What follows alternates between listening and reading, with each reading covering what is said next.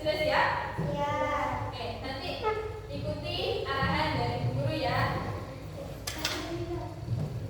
Tepuk 1, tepuk 2, tepuk 3, tepuk 4, tepuk 5. Oke, sudah siap belajar semua? Siap. Ya, duduk kembali.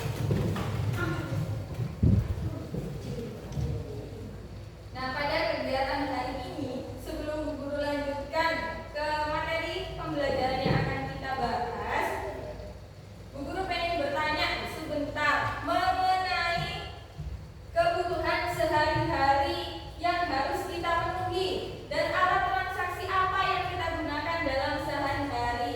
Ada yang tahu kebutuhan apa? Coba angkat tangan. Bekerja. Pakaian ya, tempat tinggal, terus makanan. Nah, alat transaksi yang kita gunakan apa? Uang. Alat transaksi yang setiap hari kita gunakan yaitu uang. Nah, dalam pembelajaran kita hari ini tujuannya untuk kita dapat mengetahui kebutuhan sehari-hari kita apa, alat transaksi yang digunakan itu apa, dan kenapa kita harus memenuhi kebutuhan kita dalam kehidupan sehari-hari. Nah, mengenai pembelajaran ini, saya punya tema pembelajarannya yaitu tentang kebutuhan dan transaksi alat transaksi sehari-hari. Salah satunya konsep dasarnya memenuhi kebutuhan itu